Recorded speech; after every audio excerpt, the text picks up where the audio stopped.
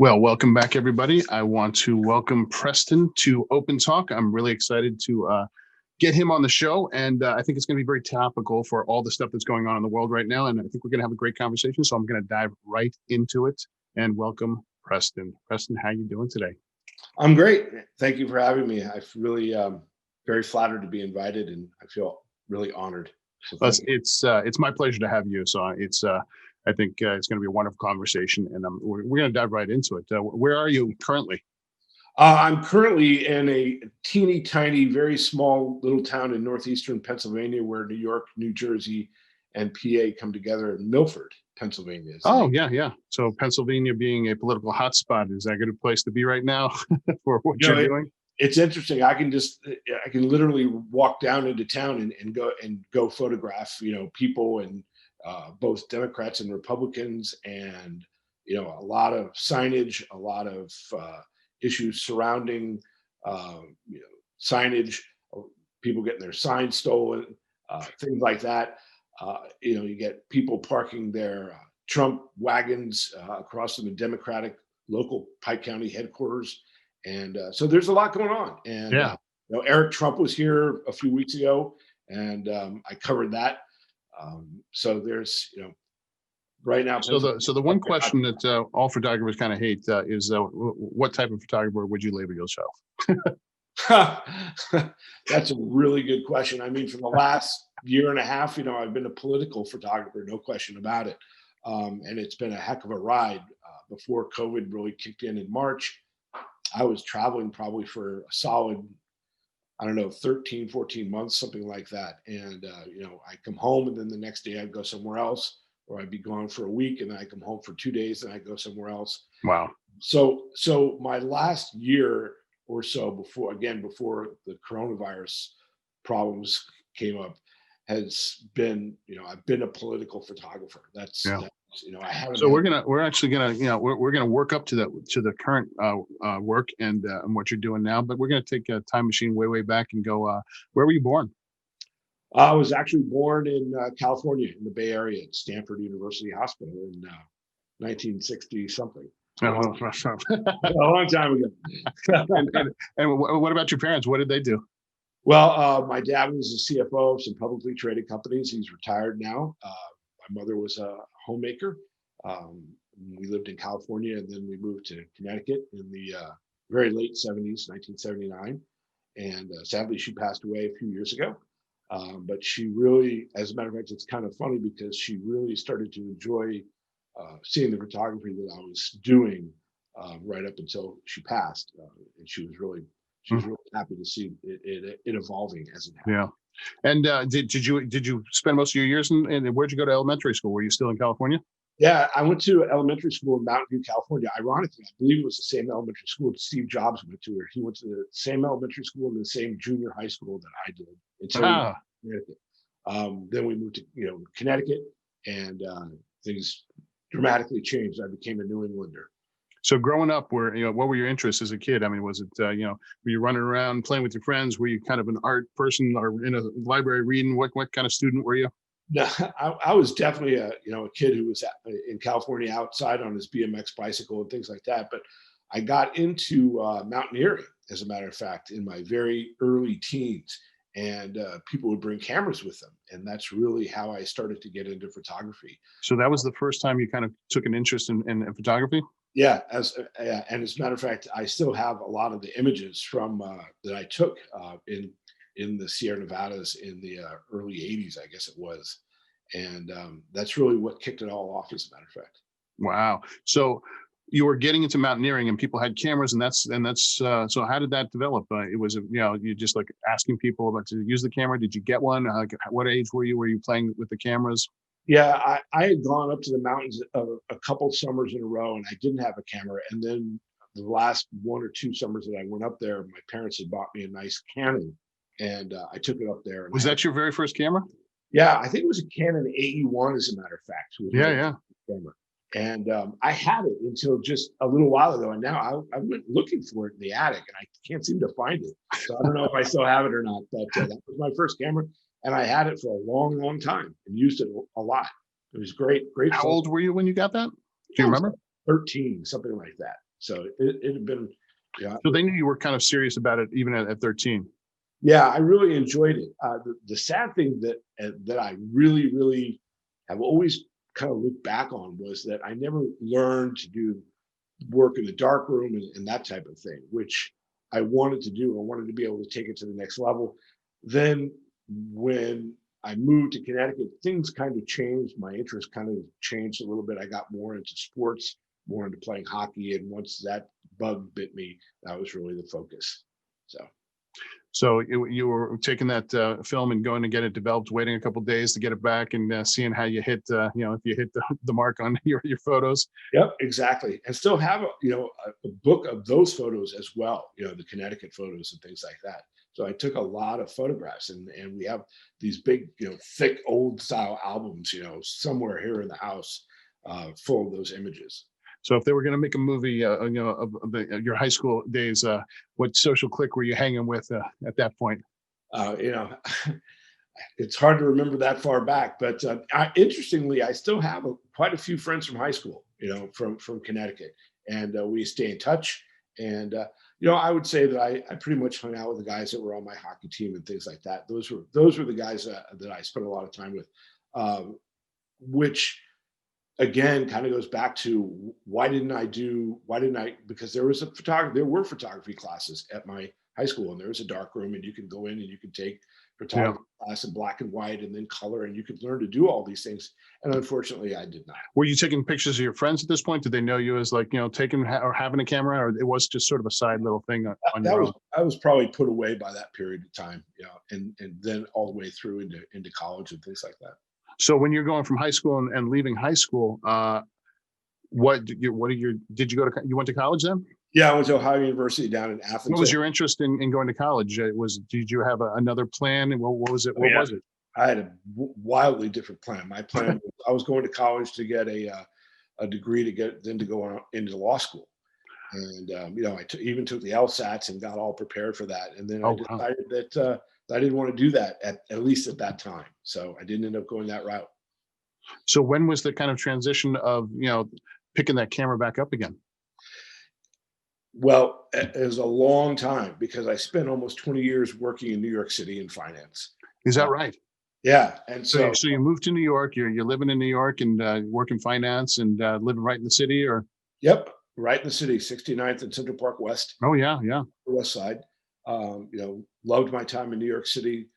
Worked in finance for Merrill Lynch, Bear Stearns, Solomon Smith Barney, and then I was a partner in a hedge fund for a little while. And then my father was a senior vice president at Smith Barney. There you go. Yeah. Whole world. Had a house here in Pennsylvania as a kind of a summer getaway. We had a small 32-acre farm. And when my then wife and I decided to go our separate ways, she kept the apartment in the city, and I came out to Pennsylvania and continued to work in finance for a while, and then decided I had had enough and wanted to do something else. And I wanted to do something creative. And that was really where the turn came for me. I spent almost 20 years. I remember, climbing the walls inside office buildings in Manhattan, and wanted to do something that was, I thought, more positive for the world and more creative for me. And so long story short, I became a journalist, started actually writing an opinion column for a local paper here in Pennsylvania. And it went from there. I became a reporter, and then I started a hyperlocal online platform here. So you started as a writer first? Yeah, I started as a writer. Absolutely. And at what age are you at this point? Roughly. Probably 10, 12 years ago, something like that. Okay. Early 40s. And did that for a while, started my own platform online, and it thrived, did very well for as local and as small an area as we're in here in Pennsylvania. It really got some statewide attention. And when I started the platform, one of the things that I wanted to focus on was, two specific areas. I wanted to speak very clearly to power in local government. And I wanted to have good photography. I wanted to marry those two elements.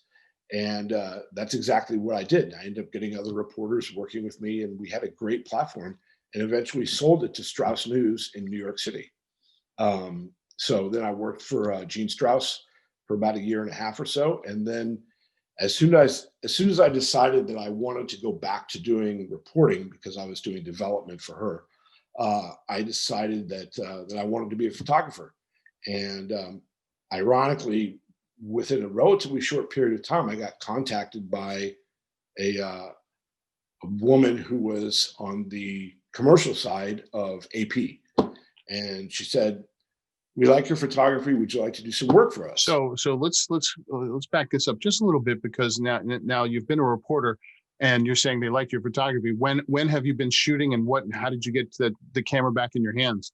Well, I started shooting when I started MilfordNow, which was the online platform. And to me, a lot of the local papers here in Pennsylvania did not do well. We're not proficient at photography. There weren't great photographs in the So papers. had you been shooting over this time, and were your skills still Yeah, there, or I had been shooting. When you're a reporter here locally in a small town, you're also a photographer. So they have you, if you go do a story, you're not only doing the story, you're also taking the pictures. They were don't you have shooting prior to that, in your finance days? Did you still have a camera and still have a no. love for it, or I had was a this something you camera. kind of just picked up back up and kind of ran with it?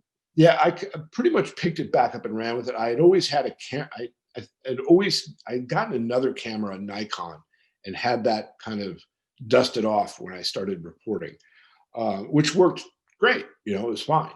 And that's that's where I picked it back up, and then it started to accelerate where I decided that I really wanted to do some good imagery for the platform that I was running. I So at thought that this point, no profession, like you've taken no classes, no studying. It's all just learning by yourself. And how are you teaching yourself to do this? Just by getting out there and hitting it? It's trial and error, or what yeah, are you doing? complete trial and error, just trying to get better at it. Watching a lot of videos on YouTube for instruction. It was almost like it was a it was almost a degree in photography by just watching and Yeah. learning this over years. So it was self-taught with a lot of assistance.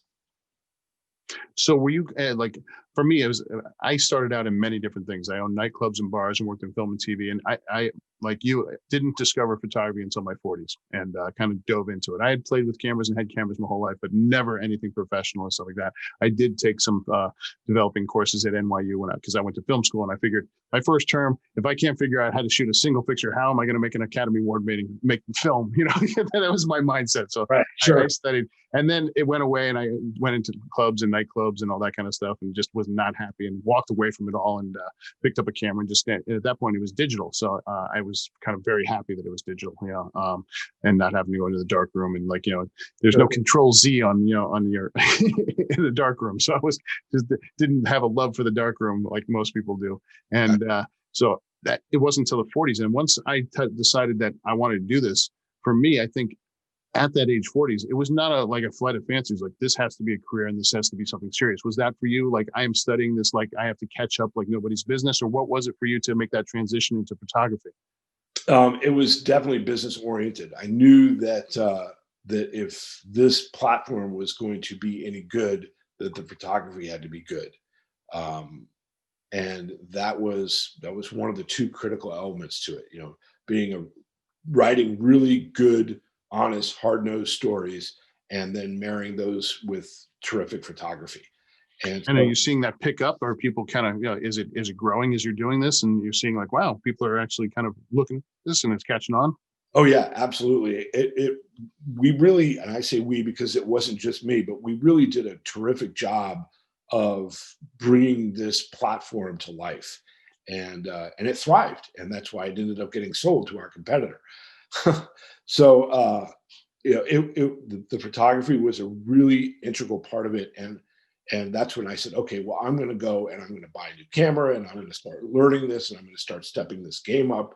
And I spent a lot of time learning how to do professional photography, and that's kind of where the inflection point was for me, where it really took off. Yeah. And at that point, what was the camera that you picked up? Was it the Nikon or? No, I had actually gone to a mirrorless. I went and bought a Fuji and Oh, had an early, Fuji X-T1, yeah. and just I got the Fuji X-T1 and then one or two lenses. And I remember that the first lens that I bought was the 35 millimeter 1.4. Amazing lens. Yeah. It is just such a, I still use that lens to this day. It's on one of my cameras as we speak. As a matter of fact, I went to shoot something yesterday, and it was, riding right next to me in my car seat on my XT2, and it's just a beautiful lens, and what it renders. The pictures are beautiful, and I couldn't say any. The only thing I wish it did was focus faster, but other than that, it's a great lens. Yeah. So that's where I decided that I wanted to go mirrorless. I wanted something lightweight. I wanted something that that I could move around with very quickly, and if I wanted to break it down and have it almost in my pocket, I could do that. So. And the one wonderful things I think about the Fujis is that, and I'm a Sony shooter, but I have a medium format Fuji, and I actually owned the XT1 too as well at one point. But is that it really feels like this old camera in your hands with all the bells and whistles of the new stuff. So like even before you turn it on, you can set up everything: the ISO, the aperture, the shutter speed is all, even before you turn on the camera, you can have that all dialed in, which is pretty cool. Yeah, I was actually down in Florida shooting a hurricane, and I put that camera up on a counter, and these people were just like literally getting food and then getting out of town when that hurricane was coming in. And then one guy just looked over at me and goes, "That's a beautiful camera." And I'll never forget that for some reason, because it really is physically a beautiful camera. It just kind of gives you that feeling of old time cameras in your hands, even that is new. So at that point, you said AP had approached you, right? Yeah, I had gotten an email completely out of the blue on my website, and it was a woman who was on the commercial side of AP, not the reportage side, who said, we, as in she and her client, liked my photography and wanted to know if I wanted to go down and shoot some hurricanes for them, do some hurricane work for them. And it, immediately I said, absolutely, no problem. As a matter of fact, I'm already down there. And she was like, "Oh, well, that's great. I wasn't down there, but I was certainly going down there." So I ended up covering some hurricanes for them in 2017, and that's kind of where my professional career in terms of photography really started.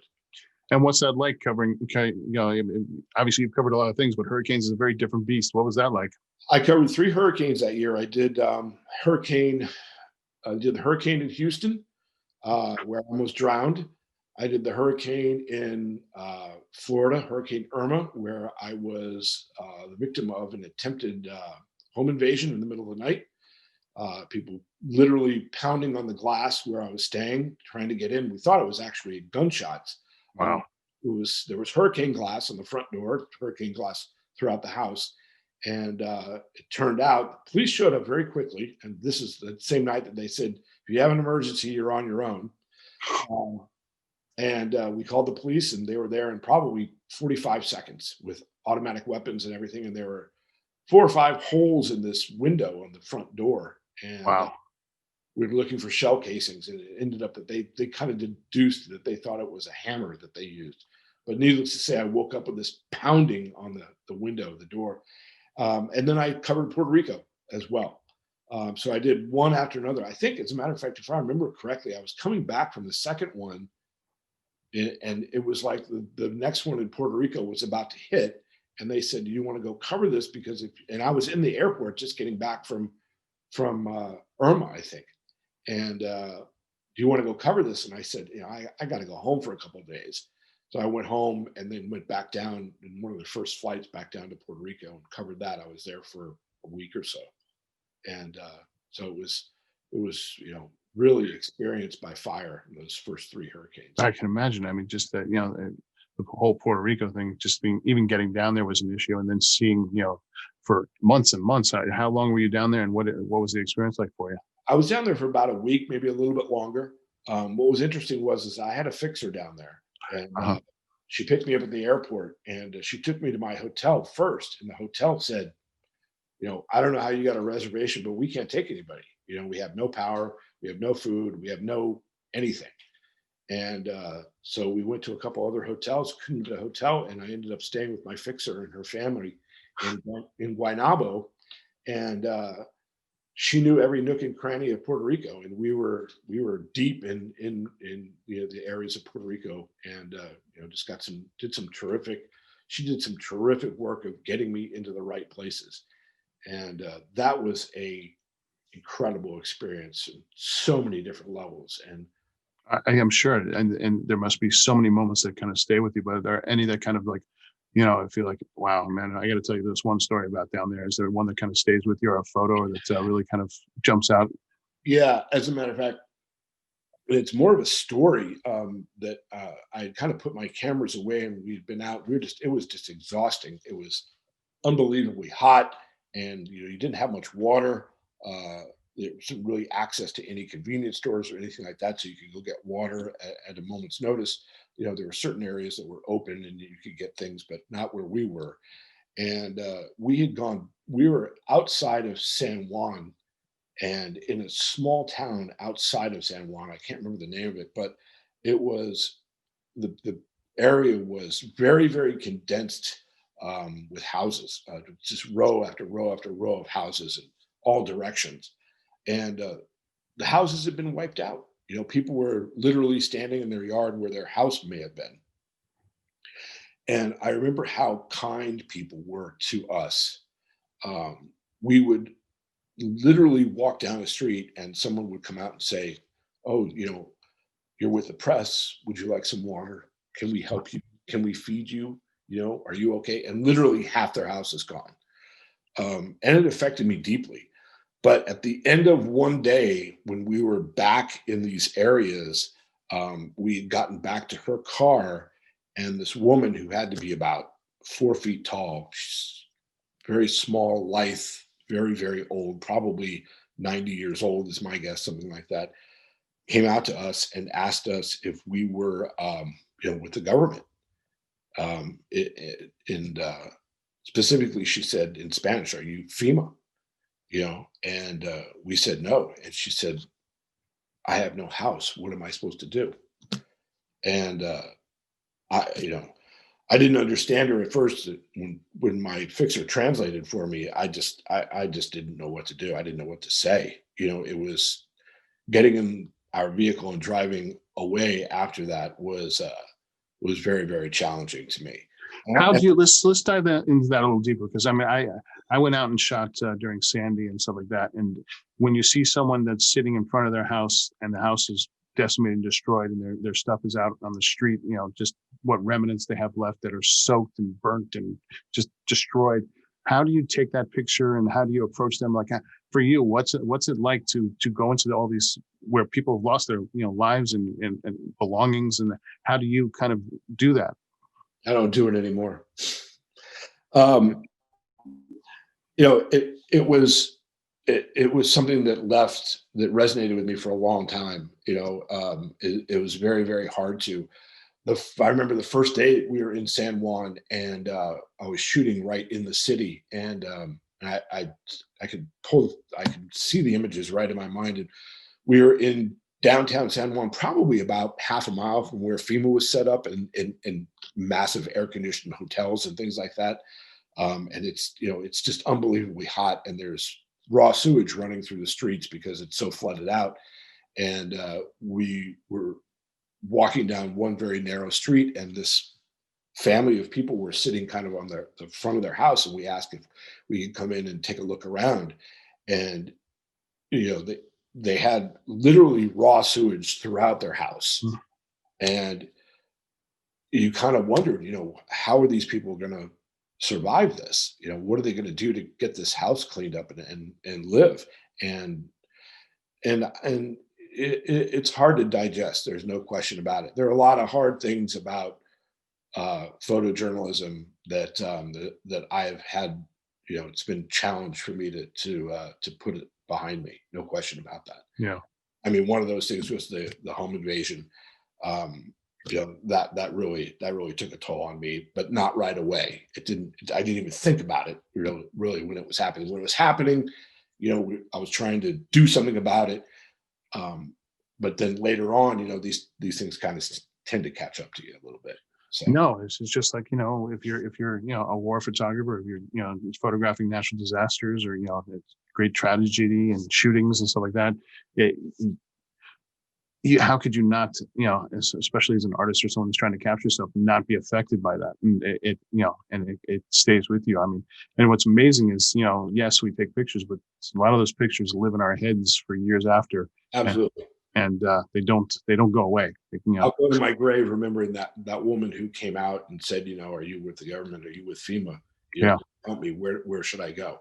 And they just want to talk to someone. And then suddenly we're photographers, but we're then trying to be compassionate and give empathy and talk to them. And there's nothing we can do or say. We can just listen. And it's a very tough position to be in. That's right. Absolutely. Yeah.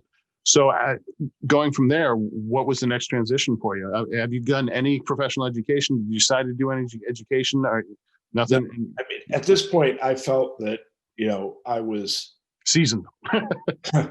Yeah. It was, I mean, when I say I didn't do any professional, I mean, there are things, I mean, the next thing I did after that actually was I went to a conflict photography workshop out in Andalusia, Spain. That was it was run by a former guy who shot a lot in Iraq, Jason Howe, and he and Eric Bouvet and JB Russell ran this workshop in Andalusia, Spain, that I went to and met a bunch of people, some of them who have remained very good friends of mine.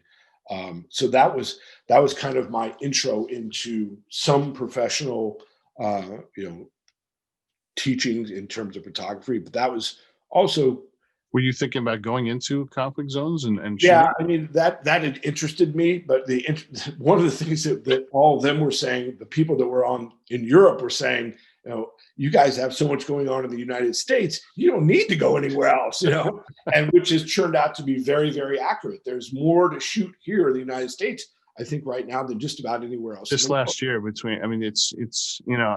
I saw a funny kind of meme, and memes sometimes just sum it up very quickly in a thing. And it was God talking to like one of his angels or something. Like, it's like, all right, did you program all the stuff for the 20s? He's like, the 20s? I thought you meant 2020. Like you wanted to put everything into 1 year instead of all the decade into 1 year. So it feels like 2020 has been a decade of events. Yes, indeed, it has. And after that, I was introduced to Jimmy Colton, who is at Zuma, and I was going out. Interestingly, I was just going out to do some photography for a friend of mine in California who has a horseback riding stable, high-end horseback riding stable, and I was developing her website as well, which is kind of a side hustle that I do in addition to photography, because if you just do photography, you're going to starve to death.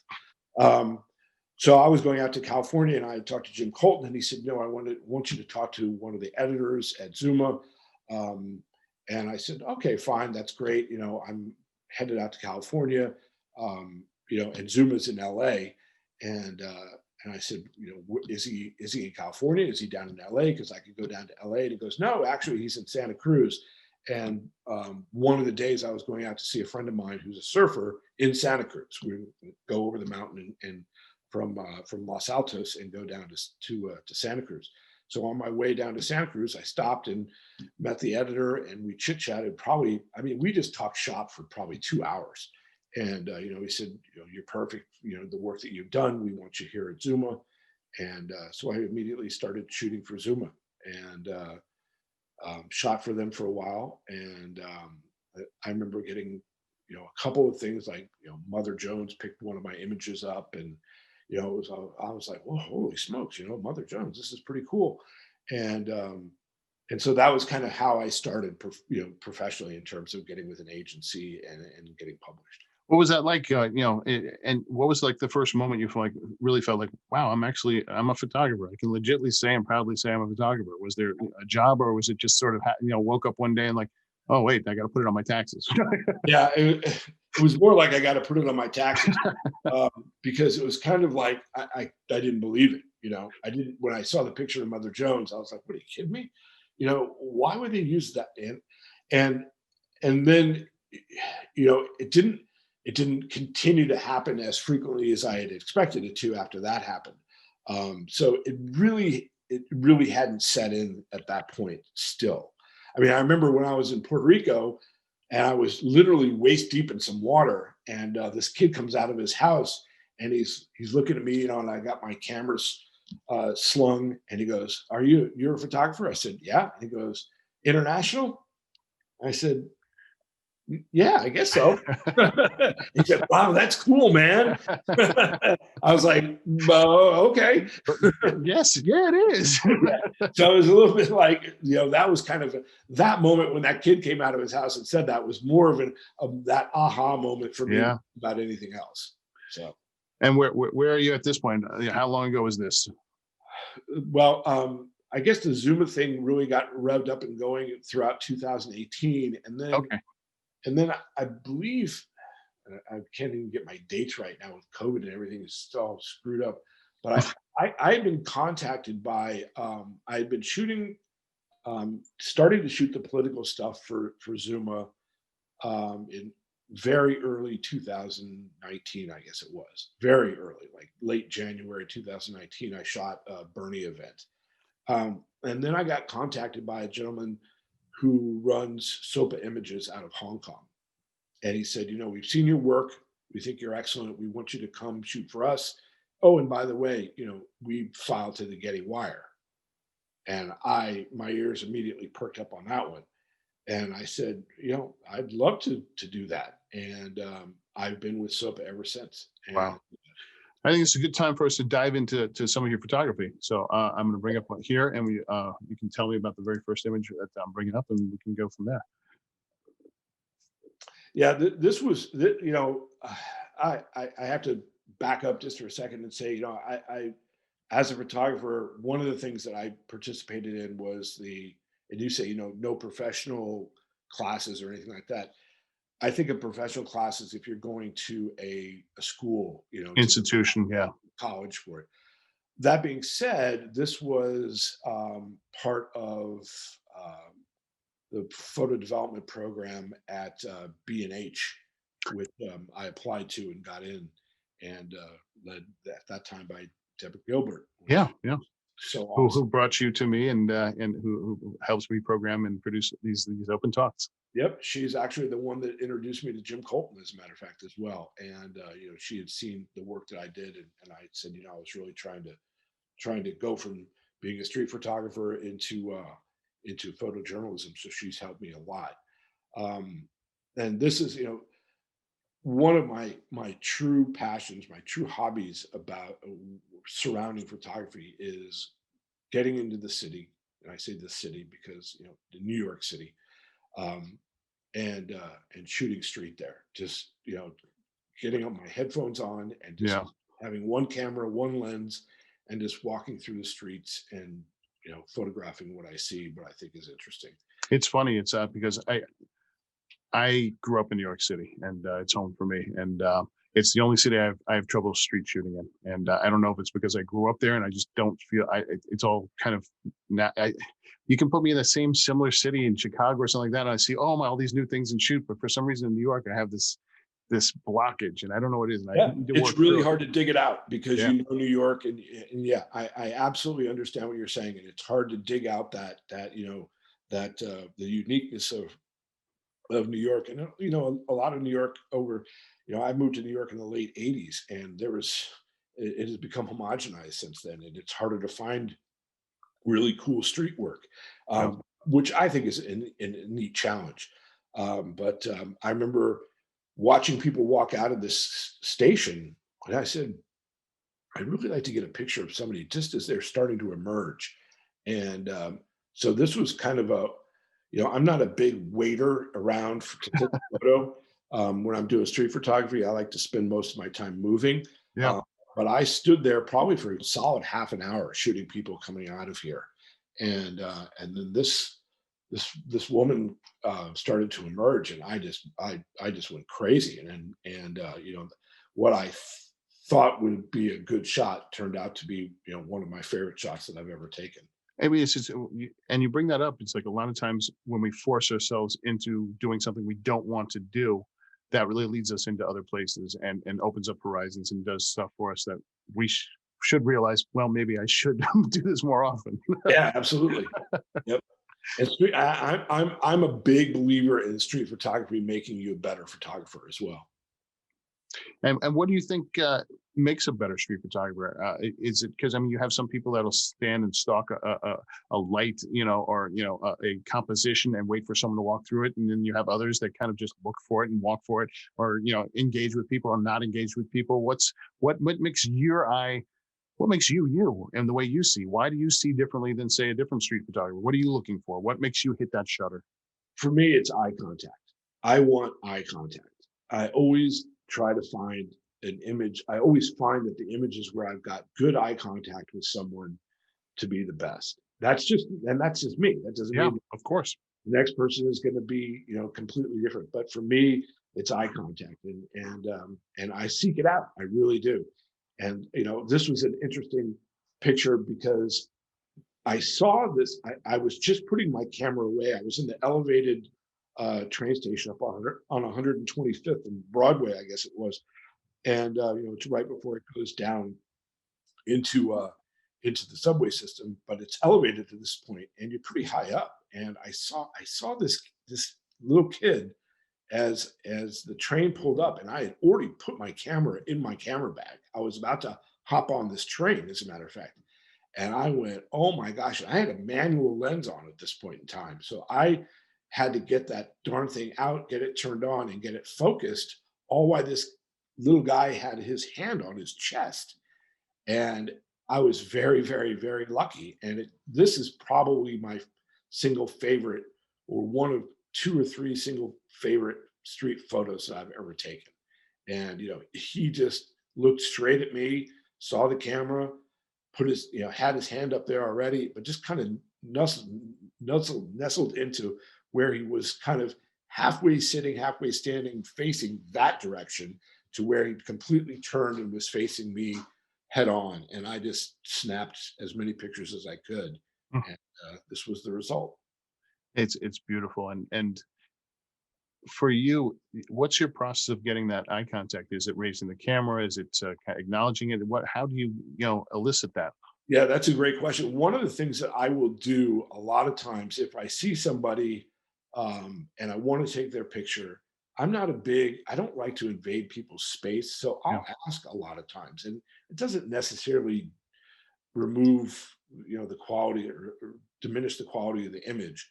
And what I do a lot is I'll just hold my camera up like this, and I'll point at my camera just like that, and I may get a nod or something like that, and then I can fire away.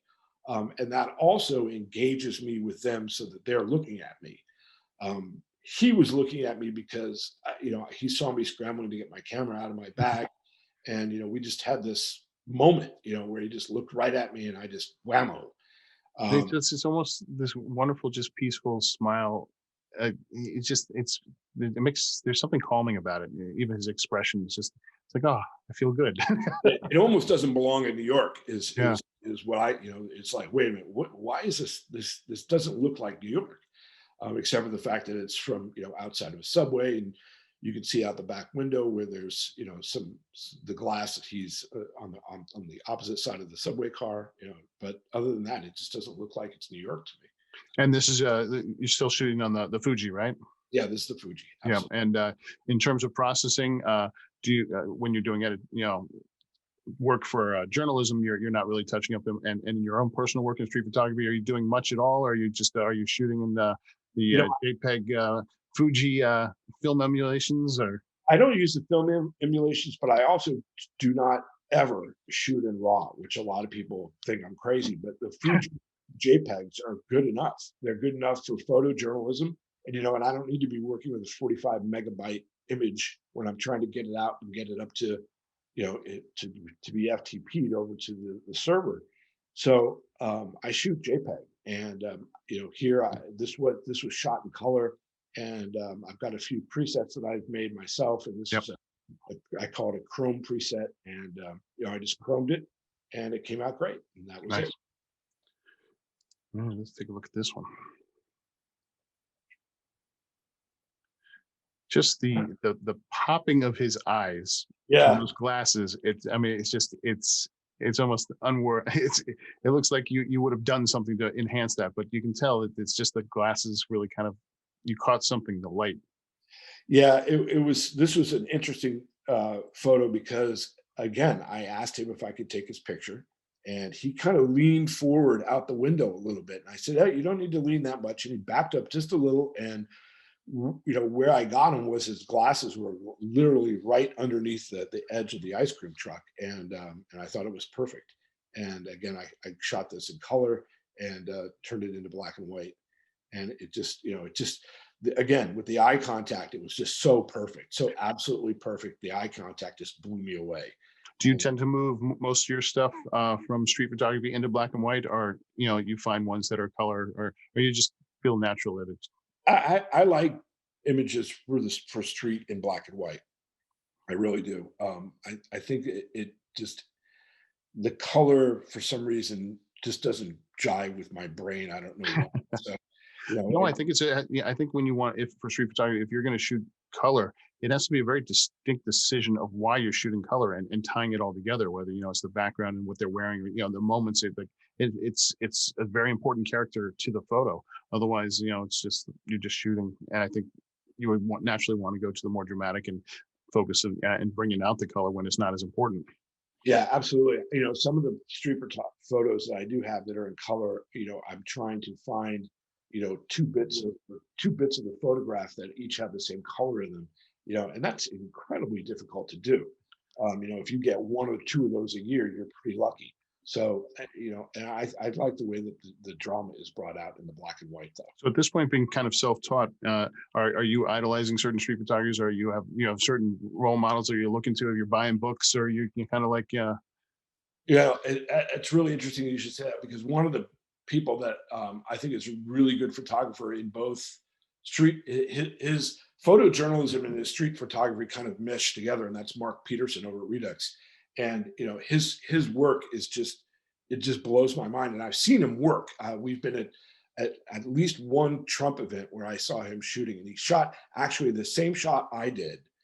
And when I saw his, I was like, "Oh man, put me to shame." So, and I really like his black and white work a lot, a lot. This image I love on so many levels. I mean, just from all the lines and the reflections, and where you're capturing it, and it's in a it's almost like 500 people, 500 million people, or maybe a billion people have captured this one information booth, and this is sort of a view and an angle of it that most people don't really kind of look at. They're always shooting the outside or the clock, or people standing in front. What was it? How many times have you shot this? And was this, how did you get to this? When I first decided that I wanted to get into the Eddie Adams workshop several years ago, I decided that the theme was going to primarily be Grand Central. And I had spent years commuting through Grand Central, coming, through it, and actually before they even started to wash the ceiling, which they did, I think, back in like 1995, 96. Yeah. I was coming through Grand Central. I was coming through Grand Central when I would take the train down from Connecticut with my friends to go walk over to the Intrepid to watch concerts there in the mid 80s. So, Concerts on the pier, right? yeah, exactly, Yeah. exactly. So I've spent, my family, were just huge New York fans, and we always came into the city, and we'd always, come in via train. And so I've been coming through Grand Central for decades of my life, and I really have I feel very close to the building itself, and I think it's beautiful, and I love the hustle. It really is a magical place. I mean, you walk in and the grandeur of it, and to think that New York almost tore it down, and thank Yeah, God turned for it into a parking lot or whatever they were going to yeah, thank God for do. Jackie O that Yeah, thank helped God for save Jack. it. No, she Yeah, saved it. Yeah, yeah. literally. And Um, you're talking. I remember going through there when it was just like the side things were just filled with bums on the benches, and the lower decks you were kind of levels you were scared to go down into, and the scrubbing the ceiling was just all black, and I love that they kept one little corner of it unscrubbed, and you can look up and see how dark it was. it was bizarre. Um, but the the interesting thing about this photograph is that I don't know her, but I've shot her numerous times, and I've gone back and I've showed her photos on my iPhone, just to say, hey, do you remember me taking this? And this was part of my Eddie Adams submission, as a matter of fact. And So for people that don't know Eddie Adams, why don't you just give a quick, why would you want to go to the workshop, and what where how did you learn about it, and I think I learned about it actually from Deborah okay, at which she was at the very first one and helped them yeah, with she it. So she yeah, was pretty integral in the whole thing. yeah. But Eddie Adams was the AP photographer who took the picture of the assassination of the guy on the street in Saigon during the Tet Offensive. I think he won a Pulitzer for that Yeah, photograph, and he may, if I remember correctly, he won other Pulitzers as I well. think so. And he bought a farm up in Jeffersonville, New York, which isn't too terribly far from where I live here in Milford, Pennsylvania. And he started a workshop with his wife, I guess, back in the was it mid '80s, late '80s, early '90s, something like that. Oh. So I mean, I was Eddie Adams 32, so that was There you go. Yeah. 2019. So they've had 32, now 33 of these things. Although they did this one this year virtually, I believe. But they take 100 photographers out of all the submissions. And Um, there's a lot of submissions, and a lot of people that yeah, get very, very upset when they don't get selected. yeah, I think that they get well over 1,000 submissions, so they're Yeah. taking less than 10% of the photographers, and they're taking 50 pros and 50 students, I guess is what the number is.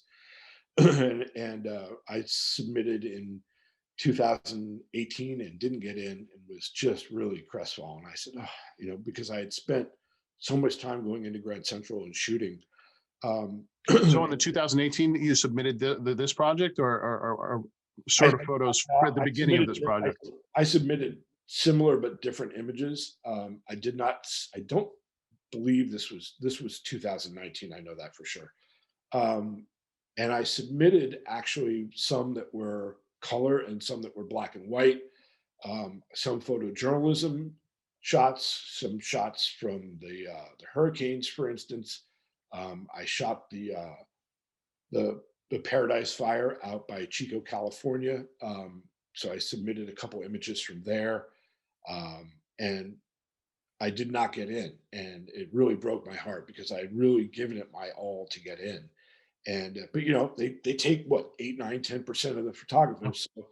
So I said I'm going to do it again, and and I got up, dusted myself off, and went back into Grand Central and kept shooting. And So what was the process of, like, knowing that you submitted this one thing, and really kind of changing the next submission? Like, they don't write and let you know, well, this why it didn't work out. They don't give you sorry you any didn't get in, feedback, and so here's you have to why. kind of figure it out on yourself. Like, damn, was the whole thing terrible? Was it because it was color and black and white? How did you go back to the drawing board and resubmit? One of the things that I really think that I did wrong was that the submission was kind of all over the place. And so what I decided to do was that I was going to do all black and white. And a friend of mine who is an incredible photojournalist, her name is Amy Dilger here in Pennsylvania. I mean, she is one of the best photojournalists in the world. And she actually, during COVID, just lost her job as Hmm. as the last photographer at her paper. Her newspaper down in Wilkes-Barre now has no photographers working for it. But she said, Preston, your street photography is powerful, and you should lead with that, and don't be all over the place. And so I took that advice to heart, and it was advice that I got from other people as well, very similar.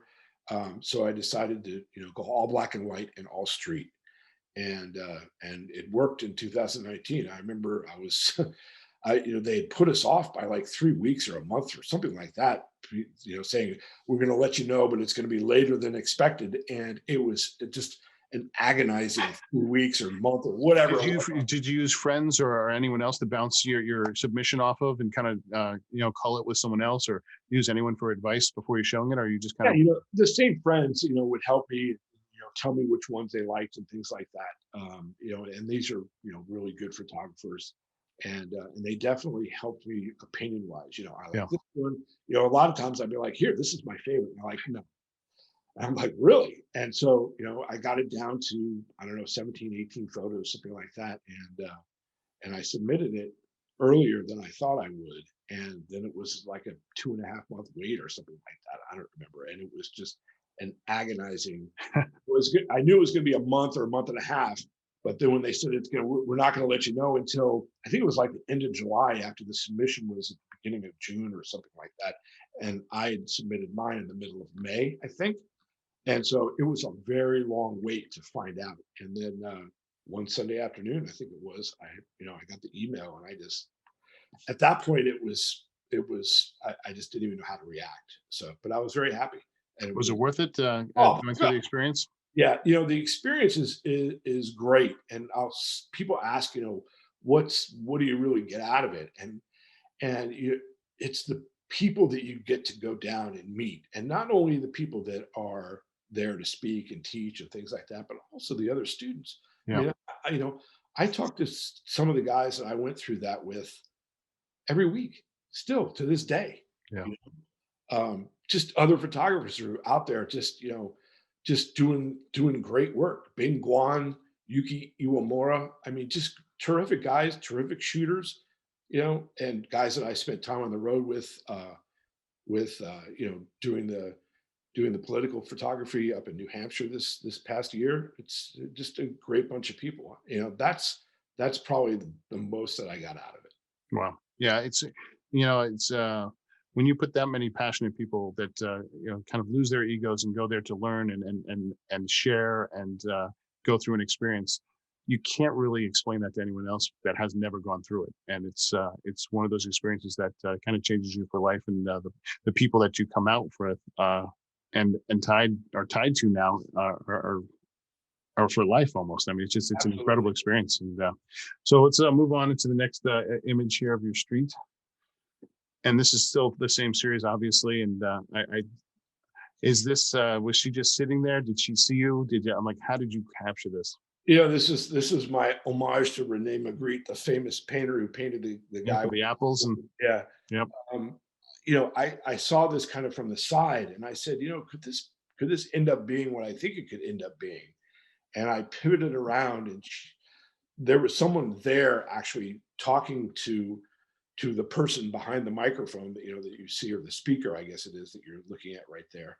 And as soon as they walked away, I nailed it. I just raised my camera up, or maybe I even had it raised at that point in time, and just, positioned myself so that it was, spot on. So, you couldn't see the person's face at all. And, it worked out great. I was and the really, windows are, I mean, they're just so wonderful at Grand Central, and to kind of think of how odd it is to put that speaker in front of someone's face.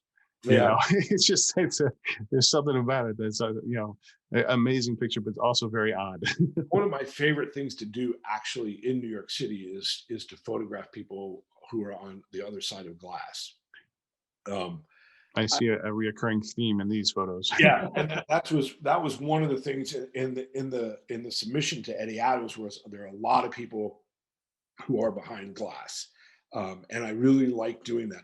A lot of times I will still ask if I can photograph them, but I like that theme, and it's something that I feel very comfortable doing, and I like it. Do you feel comfortable at this point as a photographer putting a series together? Because I mean, I find a lot of photographers, that's some of the most difficult things that they could ever do, is put a concise series together and submit it, either culling their own stuff, or putting a story together through 15, 20 photos, or narrowing it down to 15, 20 photos from maybe 150 that you submit to someone for an open talk or something like that. Or Editing sucks. I mean, it really does. I'll be very candid with you. It's a horrible thing to do because it's so incredibly hard.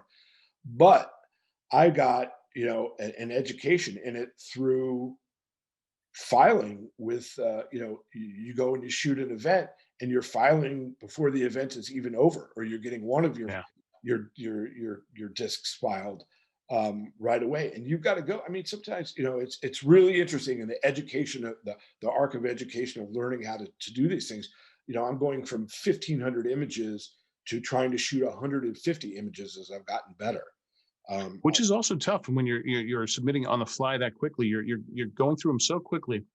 You don't have the time to see the subtleties in the pictures, and you're choosing one that really kind of talks to you right there and then. But if you go home and take time, you'd probably 9 out of 10 times maybe choose a different Oh image. yeah, I've actually gone back and said, do you want more in the edit? And they're like, no. And I'm like, well, I got this one more really good shot. But I mean, literally, SOPA. I went from the edits at Zuma would be around 30 to 35 photographs. SOPA wants 10 to 12. Yeah. So, I'm going out and I'm shooting, 150, 200, 250 images. And I've got to get it down to 10.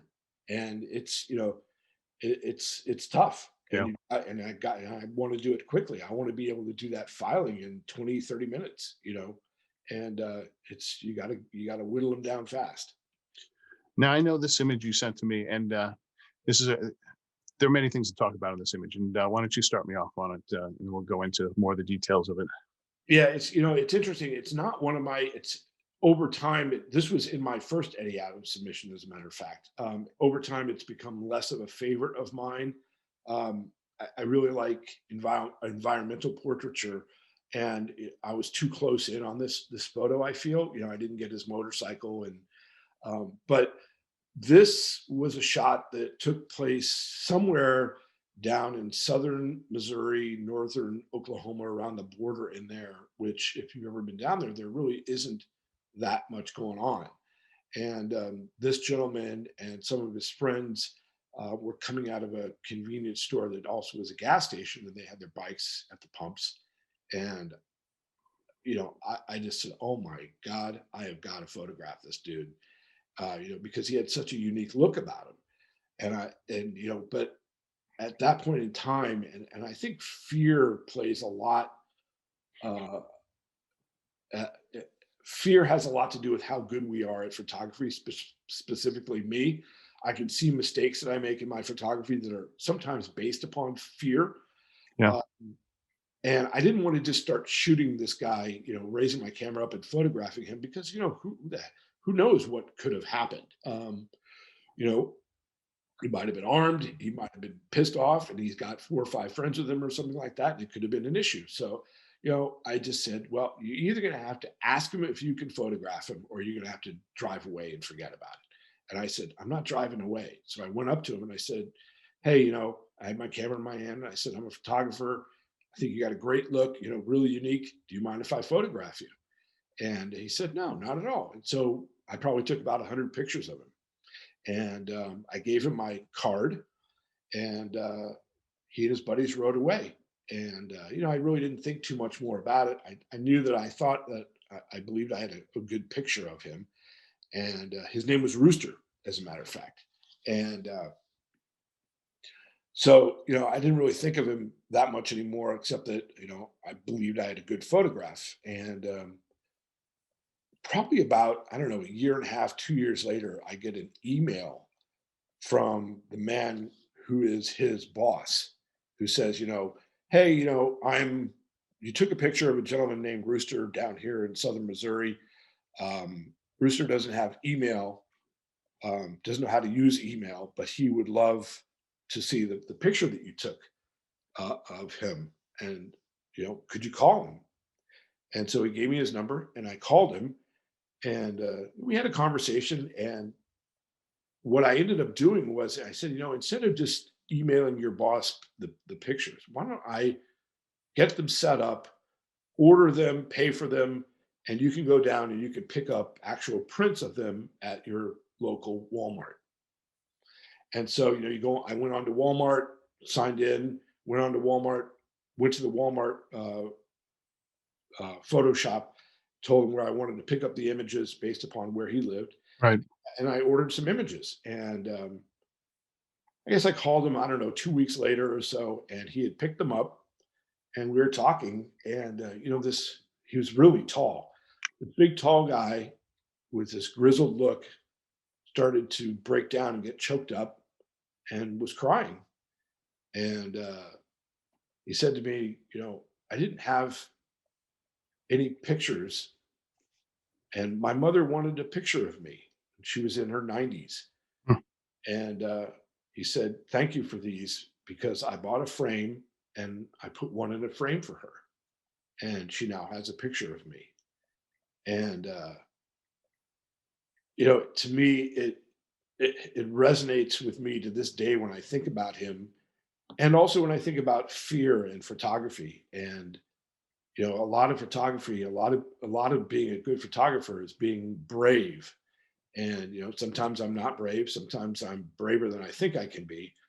But this whole story, really taught me that, maybe the person that you think is standing in front of you isn't that person at all. Oh. And I was really, really touched by the fact that he was able to get those prints and then give one of those images to his mom. And it meant a lot to me. And it meant a lot to me that I gave him my card, that I introduced myself to him. And I continue to do that to this day. And that's why there's so much to discuss with this one picture. And someone might look at this picture, oh, it's a nice picture, but on so many levels, you bring up the fear, and sometimes we just have to, if we're going to push boundaries and get that shot, we have to actually push boundaries and talk to people and engage and do things that we may not be comfortable with. I remember when I went back to, I was discussing that I went, did other things in my life. And when I went back to school, I decided I was going to be a photographer. I went to ICP, International Center of Photography, and, Magnum Group and all that. And I knew that one exercise in a class was you're going to go out there and you're going to shoot 5 strangers on the street. You're going to go up to them, talk to them. I'm like, no, I'm not doing that. That's not who I am. I can't do that. And in my gut, I was like, no. I wanted nothing to do with it. I didn't want to approach people on the street. I hated that feeling. But finally they made me do it, and I came back and I was elated. I loved the interaction I got. I didn't expect I was going to be a portrait photographer in my career and shoot that kind of stuff, but it changed me. And that just that one thing. And also you're saying you're looking at this photo, and when we were talking about culling and how difficult it is. You have such an amazing story and emotional tie and bond and empathy with this person in this picture, but no one else would know that. So it's hard for you to edit and be objective of this photo because it means a lot. To sit there and a man who you thought was frightening and scared breaks down and cries and says thank you.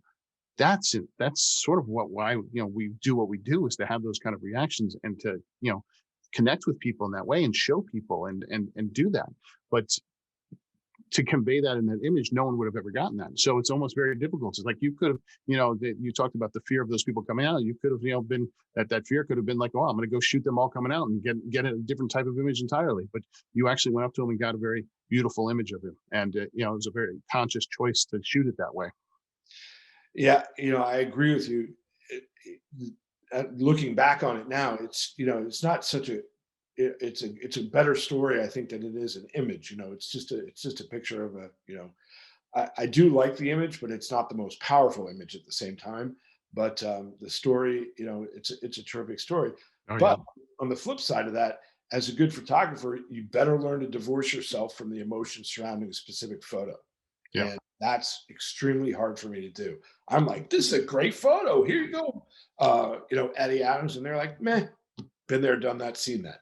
So, So if you were going to reshoot this now, if this happened, how would you approach it differently? I wouldn't approach it any differently other than the fact that I would shoot it with a different lens. I would shoot it with a wider angle lens.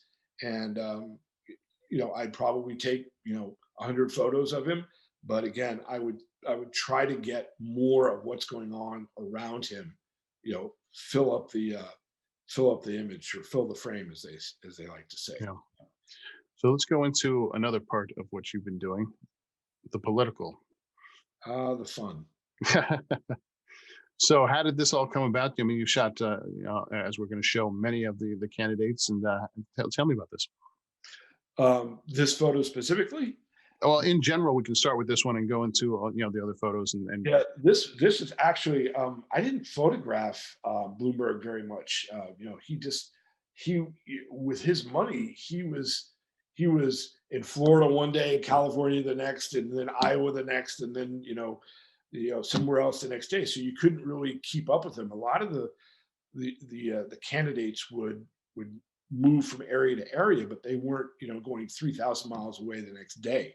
yeah, So this was actually just right before he decided to throw in the towel, and he was at the Hilton in Tyson's Corner in D.C. and I was able to they just gave us it's always dependent upon the candidate, but they gave us such awesome access to him that day, and as a matter of fact, one of the photos that I didn't submit to you was a photo of him standing backstage, but he's he's cut in half by the curtain, and you can't see half of him. You can only see one half of him, which is one of my favorite photos of him, as a matter of fact. But I think this one was better. But uh, the I like this image because with the dust all around him and everything, it just kind of is like almost like a specter, yeah. and I think it was really cool. But I think I photographed him only 2 or 3 times, if that. I don't remember. I mean, to be quite frank with you, when you're out doing this, I've literally been filing and looked over my shoulder and said to someone, what town are we in? Because I've got to put that information in my metadata, and I have no idea where we are. So you're just on the road with this? You're traveling from place to place and shooting, or? Yeah, I was traveling from place to place. I was out in Iowa actually for a while on Biden's bus tour, which was really interesting. But so I did this for a solid 14, 15 months, I think, before COVID hit, and then it was it just came to a screeching halt. And what's it like to do assignment work like this? You're out there, and there's 5 million people trying to get the same shot. What are you doing differently? How are you trying to set yourself apart? Are you what? How is it different for you? Yeah, to a certain degree, you can't. I mean, even looking at some of the work that that some of the Todd Heislers and the Joe Radels and the Durangers and those people do. You're looking at it, you're like, that's pretty much the same shot I took. So differentiating yourself is very, very, very difficult. There's no Yeah. question about it. And it also depends upon the physical access that they give you. Here, this was Cory Booker in downtown Newark, and we had tremendous access. Cory Booker, one of the nicest guys I've ever met. Just tremendous. Whenever he'd see the people that he knew from the press and everything, he'd come up and shake your hand and say hello. Just a genuinely nice Yeah. person. Um, and this was a day where they had this huge stage set up for him, and they let us just roam around. You could see there are photographers in the front that are working, and obviously I was in the back of the stage working at that point in time. This photograph didn't get picked up, I believe, but it's one of my favorites.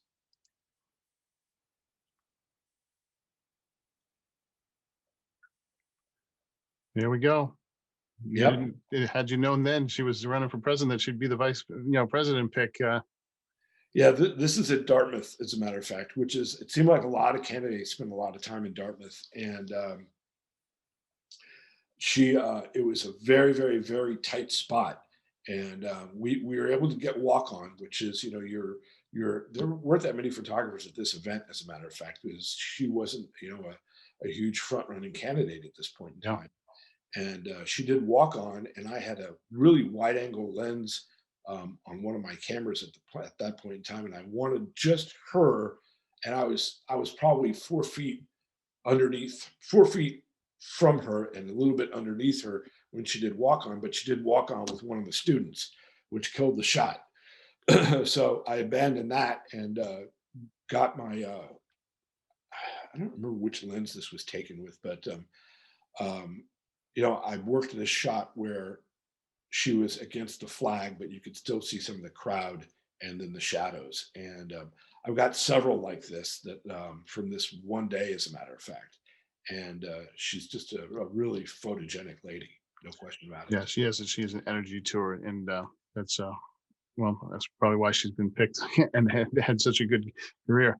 For you, have you covered? Is this your really kind of first stint into really covering politics like this, or have you done it for a while? Or No, this was definitely my first foray into it, and it was baptism by fire, no question about it. Because in a time and a period where it's as even if you were a seasoned political, it was very different this time for many people. And did you know that going in? Did it feel different? Were there discussions about it? it was, when I first started it, when I first got, the very first couple of shoots I did, Mayor Pete, Bernie, it wasn't what obviously because it was a year before even the primaries. It wasn't as crazy as it got, Yeah, uh, and but it was the crowds to come see some of these people. The people that are the phenomenons, like Mayor Pete. It was just the crowds that just came out to see him were just overwhelming to me. I was shocked, yeah. because I'd see crowds. I'd see crowds coming out for Bernie.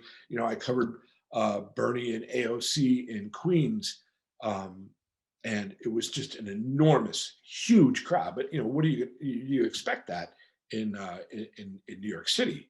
Thousands of people, and I was shocked, and I got walk on for that as well. And you're standing there between the crowd and Bernie, and you look back, and it's just people as far as the eye can see.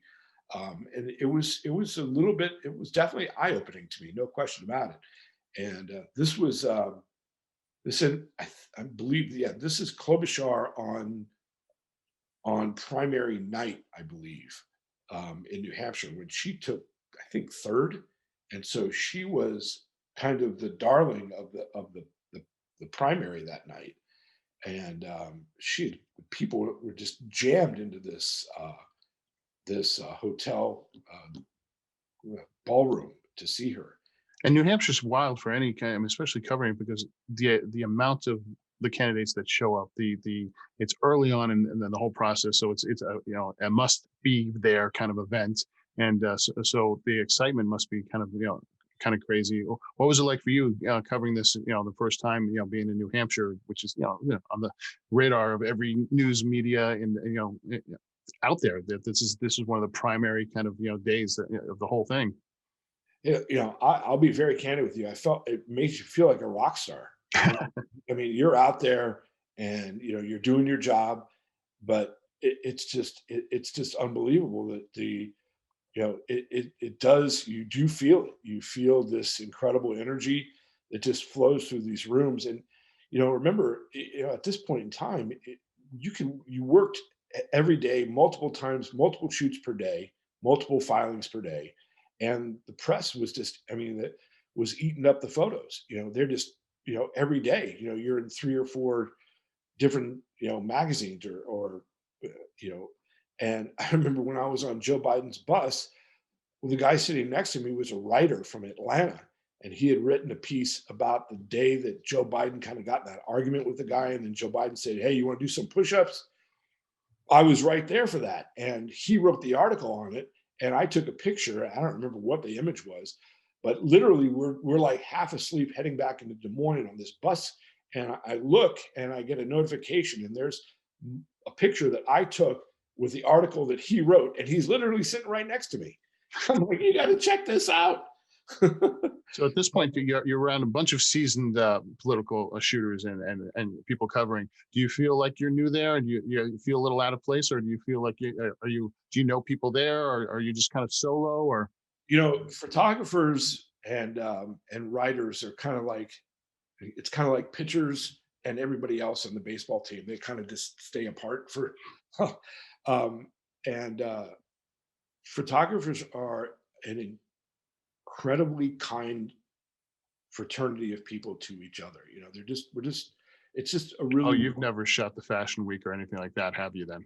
no, and that's interesting. That's really interesting that you should say that because I covered Gillibrand when she did um, she came out and said she was running for president, which was down on what I guess it's Central Park West, right where Central Park West meets Central Park South, down kind of in Columbus, right north of Columbus Circle, right next to one of the Trump buildings.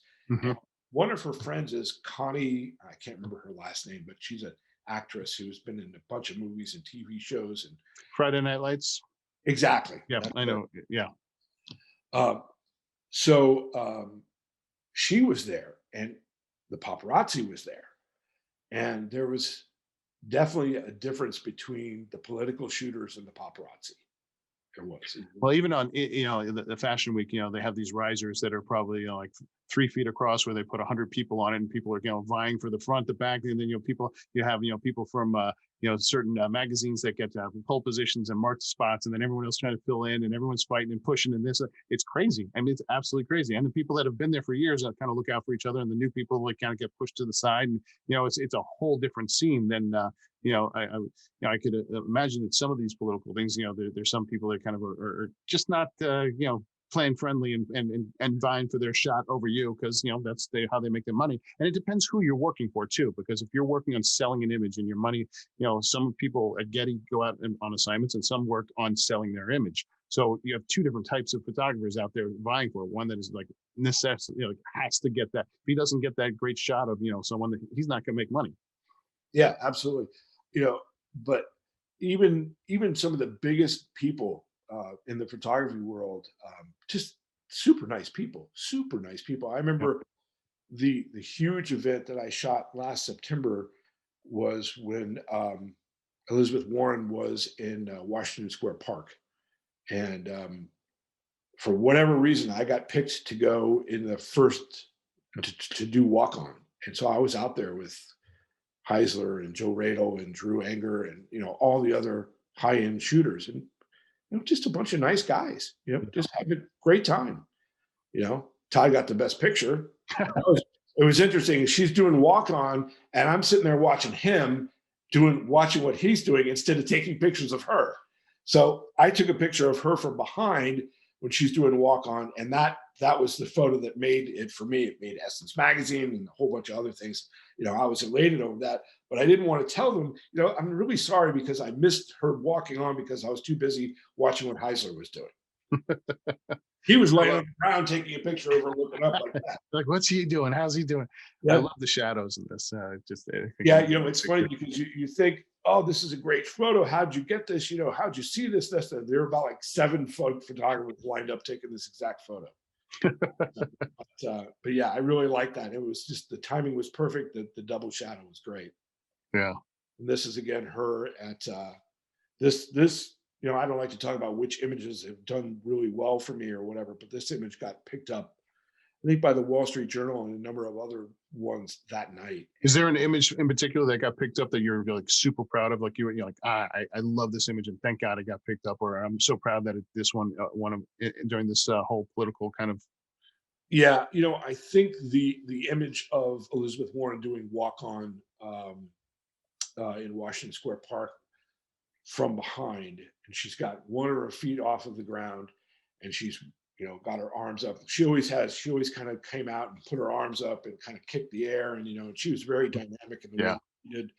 She didn't just walk on. She walked on with a lot of personality. Which is actually kind of amazing that in this whole now of these final weeks that we're not hearing from her. Yeah, I just photograph them. So when you're taking these shots, are you looking for certain things? Are you in your head composing and looking like do you have a certain things that you always kind of look for that you love to do? And yeah, that's a great question. And the one thing that I interviewed with Getty, as a matter of fact, and became one of their I was on their phone list, I guess, but it never really panned out to shoot for them. But one of the things that they said was, look, shoot the requisite photos and then go off and do the stuff that is more artistic as Yeah. well. And I really took that to heart from that interview. And, almost all the time when I shoot, they're going to take the images that are the straight on images that, that they're going to put on MSNBC or Fox Right. News or whatever it is that they're going to put up. They're going to put the standard, image up. So I want to get that done and get that out of the way as quickly as possible, because those are easy. The person walks on, they're standing at a mic, boom, boom, boom. And then I like to move around the room, and I like to, if possible, go 360 degrees all the way around the candidate and work that from every different angle possible, low, high, up front, from behind, low, from behind, high, whatever I can do. I'll put my camera up on a monopod, and I'll raise it up, and I'll photograph the candidate with a really wide angle lens from up high to get something really cool. I'll just about try to get, every angle that I possibly can think of. And, so once I get the straightaway ones done, it's time to have the, time to do the artistic stuff and have a little bit of fun. Yeah. So being thrown in the fire on this, what's some advice you would give to someone that it was just entering their career, a student or someone that, being thrown into the fire, to like, if they were thrown into it like you were? Yeah, it's really funny you should ask that with this image being on the screen, because there was I was up. I don't like to shoot too much from the risers, because you kind of get, sometimes, especially like at Trump events, you'll get pinned in and you won't be able to get out very easily, and you'll end up having to stay there much longer than you want. So I sometimes shoot from the stairs on the riser, which a lot of times is a no-no, but I'll get up there, do the work that I need to on the riser, then get down.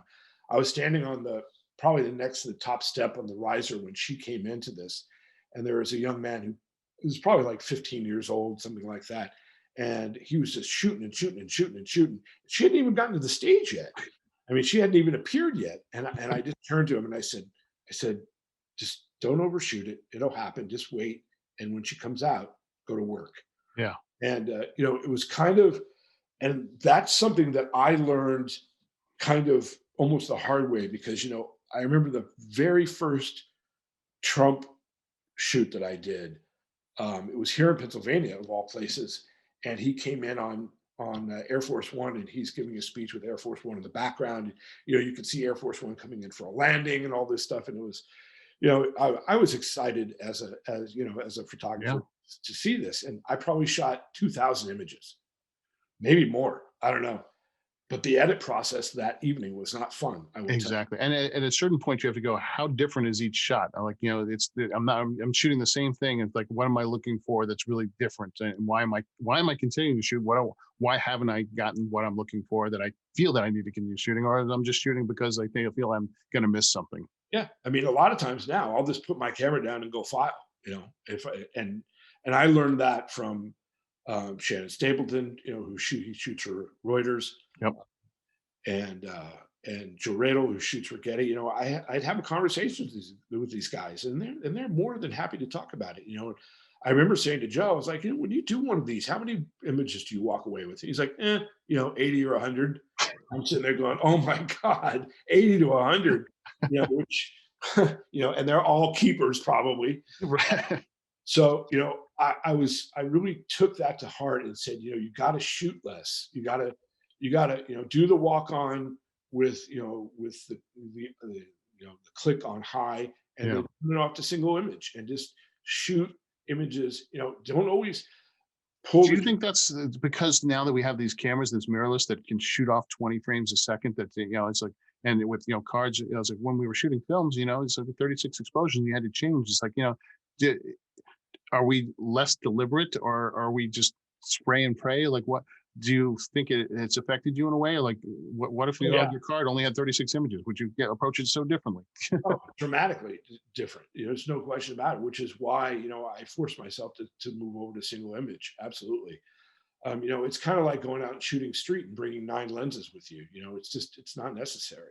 Yeah, I can't tell you how many times I've traveled abroad, and I've kept the 24-105 when I had an 85, a 50, a 16 to 35, but then it's like don't overthink it sometimes. Yeah, exactly. So I kind of know what I want to get. I know what I'm after, and therefore I can go out and I can get it with a lot less images. And again, it wasn't necessarily because I wanted to be more artistic or I wanted to take fewer photos. I didn't want to spend I didn't have the time to spend 2 hours doing an edit when Yeah. I had to get to the next That's event. when you know you're becoming a professional photographer, is when you realize, no, I don't want to spend that much time editing. I'm going to get it and I'm going to get it and I'm going to walk away and I'm done. It's like, I Yeah, don't want to spend, 13 hours, waiting for it to load in, and then I got to edit, and then I got to, call it, and then I got to, no. yeah. I remember one time I was shooting Elizabeth Warren up in New Hampshire, and it was an afternoon, and it was a small event. It was at Keene College, and I shot her for probably 20 minutes, maybe 15, and I cold filed and was done and FTP'd everything up to the server within another 15 minutes. That was kind of like I spiked the ball at the end of that one. I was like, yeah, you know, That's how it's done. yeah. So you were talking about shooting, the excitement behind Pete. Did you realize it was culpable when you were there, that he was something kind of special and you were seeing something special at that time? Oh, absolutely. This is Grinnell College in Iowa, and I had peeled away from and took a lot of heat for it. I had peeled away from the Biden bus and had gone to cover him, and some people that were photographers on the Pete or on the Biden thing were just like, what are you going to do that for?" And but I said, he's a phenomenon, and he's 30 minutes away, and I'm going to go do this. Yeah. And I did, and I get over there, and I was probably 90 minutes early or something like that, and there were just there was a queue that was so long. And it's great because you're like, oh, I'm with the press, and you go right in. But they were standing outside, and it was December, and it was unbelievably cold, and they just went on. It was like the whole school was out, there. So, and again, this is I don't remember where this was, but this kind of shows the enthusiasm of what people felt about him. Yeah, there was a certain excitement to him that, and youth, it wasn't the same old character kind of, coming Yeah, out. It's like they were, he was, you know, he had a married, a gay partner, and he was speaking the language of many people out there and giving hope, and educated and well spoken, which they weren't getting. So people kind of gravitated to that. yeah. Military, well Yeah, spoken, smart yeah. man. No, Rhodes Scholar, played music. haven't heard the last from him. There's no No, question. definitely not. And he's definitely still, he's got answers back for, when people don't have answers. On Fox, he's quite brilliant. Very, very smart. Thinks on his feet. S- he really spoke very well. And what I can say about after seeing some of these, many of these candidates speak, you probably see sometimes photographers just have earplugs in because it's loud. They don't want to, they just want to be able to focus. Um, but listening to him speak, he's very elegant, mixed with being incredibly intelligent, and he moved people. He really Yeah, did. yeah. And then you got this. At that time, you didn't realize he would be our candidate, Yeah, yeah, or the Democratic candidate for president. it was really interesting. This is at Dartmouth, I believe, and he kind of Joe Biden would kind of do the requisite speech stuff and then get that out of the way, and then he stepped out into the crowd this time, and he does that often, as a matter of fact. And when he stepped out into the crowd, interestingly, he stepped right into a light that was right over his head. And Liz Franz, who did a lot of work for the New York Times, and I both kind of looked at each other when he stepped into the light, and our cameras went right up at the same time. We were like, "Oh, awesome!" And this was one of the shots that I got. And then he stepped out of the light, and I looked at Liz, and she goes, "Come back to the light, no, come back to the light." The light is good. Um, but yeah, so he was, well illuminated here for us because we don't use flash, but he it was really interesting, when he left New Hampshire, kind of it was kind of everybody thought he was done, But yeah, yeah, and he the one thing I would say about him is he speaks truly from the heart. you know, and it made me like him. You know, when I'm not there to like any of these people. I'm just Yeah, there. but it's hard. I mean, I was going to ask because I mean, you're spending so much time and really seeing these people in person speak, and obviously you're trying to catch moments and stuff like that. But it's hard not to, you're an American. You're going to vote at some point, and so you are listening. How are you affected by each one of these people on the road? You know, the the one thing I can say is that the and I really in my job it is important to me to be impartial, because I want to shoot a great picture of any candidate. Yeah, But yeah, you do start to say, wow, that's a really interesting point, or this is a really nice person. I mean, look, I'd see Elizabeth Warren and we'd sit there and chit chat sometimes. She's just a very nice, very, very nice person. And and again, as I said, Cory Booker, nice guy. These are genuinely, as far as I could see, nice people behind the scenes. And let me tell you, a lot of times they don't have to be nice to you. absolutely. They're going in to do a job and give a speech or this, that, the other thing. They don't have to stop and say hi to you when no one else is around. I mean, one time I saw Cory Booker outside at the St. Anselm breakfast thing. He said, "Hey, how you doing?" And it was just like, he didn't have to do that. He could have walked right by me. But there's some nice people that are out there. That Yeah. are, and I kind of felt that it was tangible. Now, your composition on this one, is this, because there's a podium down below, or you actually just want to throw him into the lower, thirds of it? And, it's like, what's your idea and composition on this? Yeah, this is the typical. I got the straightaway stuff. I got him with his hands up. Usually Joe Biden talks a lot with his hands, um, as do a lot of politicians. But Yeah. I have so many pictures of him where his hands are like here and stuff like that, and he's making a point. Or and I this is the time where I'm kind of off a leash a little bit, and I want to do something that I think is a little bit different. And I purposely stuck him down at the bottom of the frame and just got the red and white of the flag above him. And I thought the tie worked in well with it as well. Yeah. Yeah. So one thing we notice out of all these images you're covering on the campaign, we're not at the point where there's masks. There hasn't been COVID No, yet. as So soon the as transition, what's like the wow, when and where are you when you realize, oh wait, what the hell's going on? yeah, I think I had just covered a Trump event, as a matter of fact, and then the COVID thing was came out, and being part of this, you could feel it happening, you could feel it coming, and then as soon as it happened, it was game over. Trump kept doing his thing, or started back doing his thing. But I was really reluctant to go out and cover any indoor Trump events. I had gotten, what was it, the one down in Tulsa where uh, what's the gentleman who ran for president a couple years ago who died from COVID? He went to Herman. yeah, Kane. Yeah. You know, I had gotten creds to cover that in Tulsa, Oh and wow. and I said, I'm not doing that. I got family that I am not going to, bring that back into my house. I'm just not going to do it. And I've been reluctant to do it ever since. So back in March when this is really starting to like wait, that it's catching steam and people realizing things are canceling and things are starting to shut. Where are you at that point? What are you shooting? And what was it like for you? How did it change what you were doing in your life in photography? Yeah, it changed everything, as a matter of fact, because by that point in time, it was really just Biden and Trump.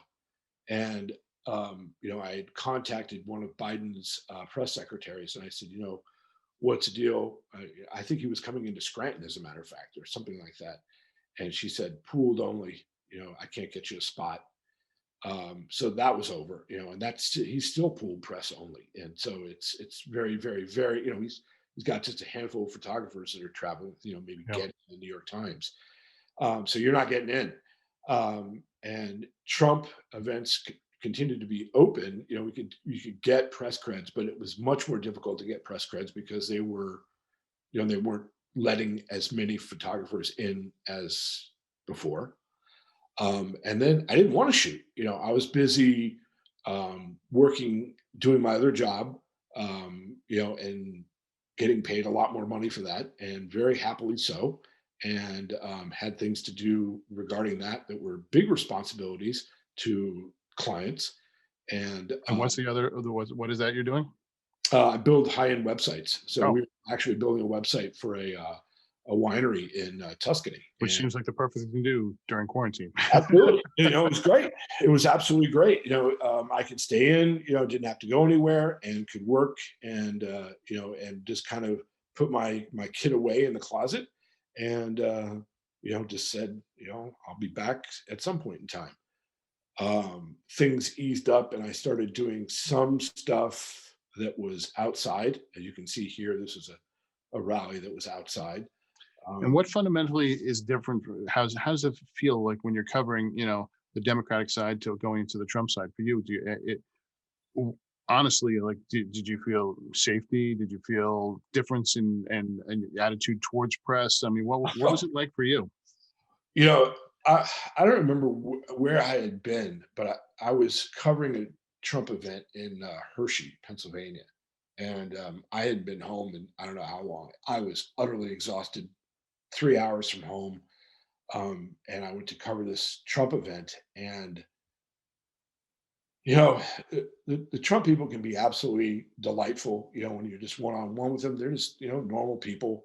To just they want their picture taken. They're rah rah Trump and all that stuff. And I'm not going to slight them for that because Yeah. that's what they believe. Um, then you get inside and people start whipping the crowd up, and Trump starts whipping the crowd up, and inevitably, within the first 10 or 15 or 20 minutes or so, he turns everybody around and points at the press that's on the risers behind the crowd that's on the floor, and he starts ripping into us.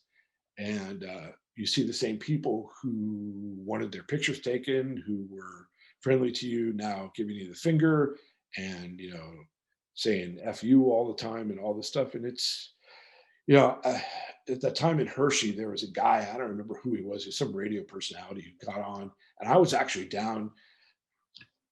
The way it works is that the press can be down on the floor or up in the crowd until 6 p.m. and then Trump comes on at 7 p.m. So for the last hour, they put the press into a pen and you can't get out until after Trump leaves. Um, so you're in there for quite a while. But this was before that hour struck, and I was down on the floor, deep into the floor, with people all around me. And this guy starts to get in and starts tearing apart the media and everything like that. And it's not that I didn't feel safe. It was just that we were down there taking some abuse, and and I was exhausted. I admit it, and I was over it, and I was just so over it. And the president came on, and I did my thing, and I packed up. And I said, I'm leaving. And everyone was like, I did my requisite shots. I did my filing. And everyone looked at me like I had three heads. And where are you going? And I was like, I'm out of here. I can't take it. And I was just, I could have gone to sleep in my car at that point in time.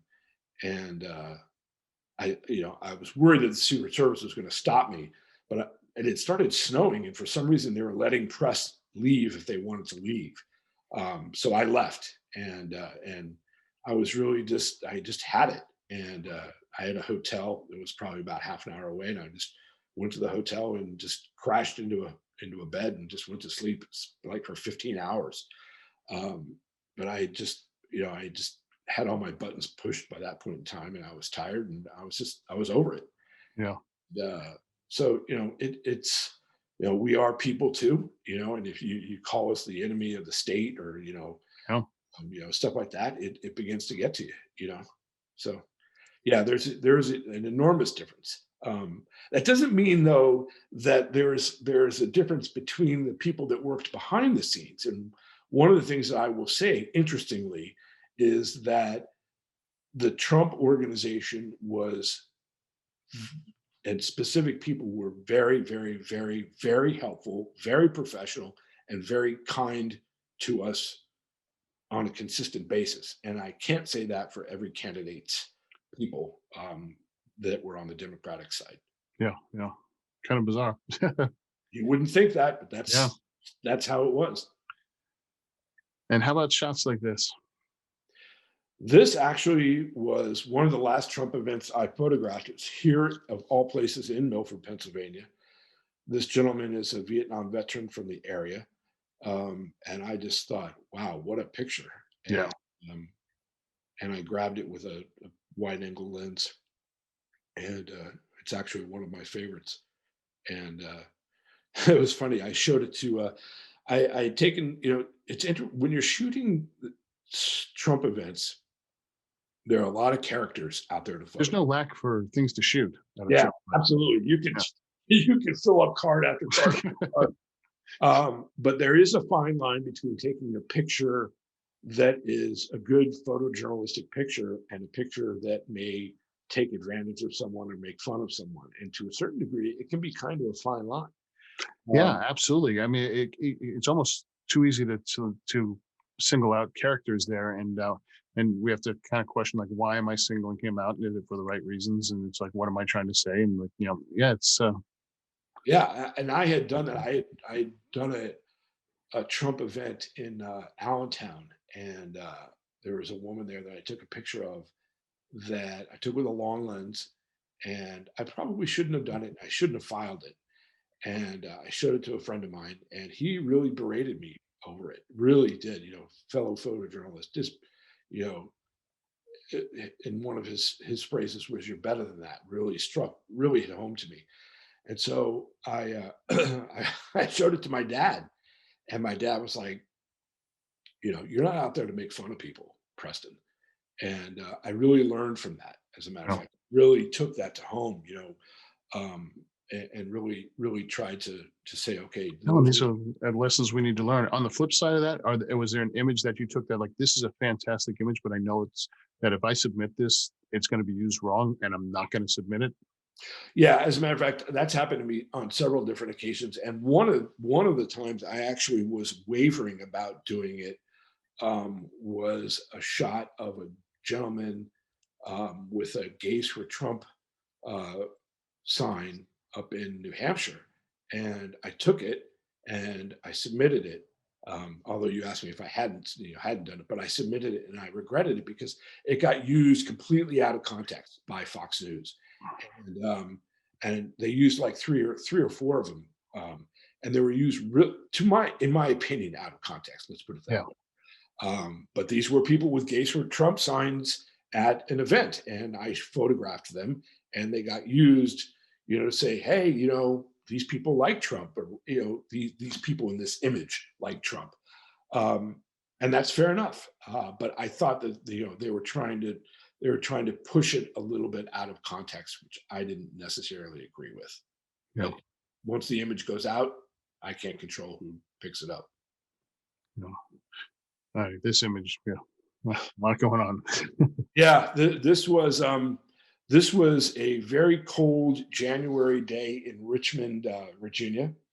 I guess the governor was trying to change some gun laws, and there was a pro-gun rally that was organized in Richmond. And about 3 or 4 days beforehand, several people were arrested who were on their way to this rally. One of them, I believe, was a Canadian, if I remember correctly, and they were going there to shoot, snipe, assassinate, whatever you want to call it, the people that they did not agree with. Hmm. And so there was expected to be violence.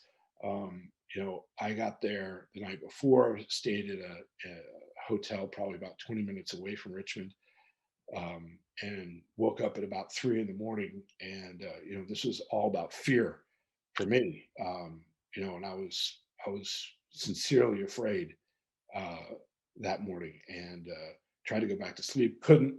Went downstairs. Had very very early 6 a.m. breakfast. I wanted to get to this thing before the sun came up, and I put my bulletproof vest on, and How often do you put that on? I had it on in just a few weeks ago in Rochester, a few weeks, a month ago, whatever it was, more than I'd like to. Let's put it that way. Yeah. But I put on my bulletproof vest, and I was really afraid that morning. I was afraid that there was going to be real violence, and I just I said, either you're going to go or you're not going to go. And I went downstairs, got my car, drove there, and it turned out that the Antifa or whatever you want to call it didn't show, and so it was just a bunch of guys walking around with guns, and there was no violence. There was no, for the most part, there was no issues whatsoever. Which is But an uneasy feeling. Have you shot many protests or anything like that during this? oh yeah, I mean, a lot of protests. I mean, the one thing I didn't do was that a lot of my friends did, that I even took some heat from, was I didn't really go cover the stuff in New York, and as one of my friends called it, historic. But I felt like that it was in the height of COVID, and although we're peaking again, Yeah, but the first height. yeah, exactly. Um, and I regret it to a certain degree because this is New York. This is my New York will always be my home. They're tearing apart the city. You know, whether you agree with it or disagree with it, uh, it was something that I didn't cover. I wanted to cover, but at the same time, again, I circle back to I'm not bringing that home to my family. I'm not going to infect my family Yeah. because my desire to go out and shoot photojournalism. Um, so I didn't do it. I went into the city afterwards and shot some of the aftermath. And what's interesting is that I've got 25 friends all shooting relatively the same images. I go in the next morning and I'm shooting the aftermath of the violence and the looting and all that. And those are the pictures that are getting picked up. Yeah, yeah, Well, I was like, whoa, they zig and I zagged and I got picked up. I'm like, this is yeah. great. You have to look at the different things. Like when I was saying with Hurricane Sandy in my earlier shooting, uh, everyone was shooting just the disaster and stuff like that. And then I decided to go shoot the little pockets of, because New York was blacked out and stuff like that. And I shot the little pockets of like the pizza places that had a generator when like people were gathering, and there was a pocket of light, or, Con Ed doing some work, with a pocket of light, or, just these little pocket, or a food truck that had a pocket of light with the rest of the city blacked out. It's and it became a very different series, almost a hopeful series, instead of just showing destruction or people sad or something like that. So for me, it was an important thing. And I Yeah. guess bring to the last image that you've shared with us, and let's talk about this one. That was in the Richmond uh, event again. And stern gentleman here didn't necessarily like the press that much, and he was kind of little bit aggressive. And I snapped his picture regardless. I didn't ask him. There are a couple people there that I did ask. As a matter of fact, I got thanked for asking one guy. But this guy was kind of going a little preachy and saying what he believed, and I stuck my camera in his face, and he's uttered something about get that camera out of my face as he brought his finger up, and I got the I call a perfect picture when he did it. So It's timing and facing fear. I mean, it can't be easy, and these guys got a baseball cap with a gun on it, and you just don't know what people are carrying nowadays or how far they'll go. And it's not the same world, and it seems like we have a new civil war going on with American against American, and my side against your side. It's not the same world right now, and it's amazing how it's changed within these last 4 years. And you want to call it political or not, it is, and it's put side against side and American against American, which I think is the hardest part to swallow on this all. yeah, it seems to me that it's just a continuation of the Civil War. You get out and you shoot some of these things and you see what's going on, and you're down there in the nitty gritty of this, and it's just whether you're shooting one of these events or Black Lives Matter events, these people do not like each other. And it's something that the theme that seems to be continuing for generations. And it's incredibly unfortunate. It's incredibly sad. It sometimes makes me feel good that I can just kind of get home and into this little community here in Pennsylvania and just put it all behind me. Hug the family a little harder and spend a little more quality time and appreciate the moments. And yeah, it's what are you working on now? Uh, That's a good question. I've actually been hired to build a website for a nonprofit down in Washington D.C., and they also hired me to do the photography. So I'm doing that. I'm continuing to kind of pick my way through events that I do want to cover and don't want to cover.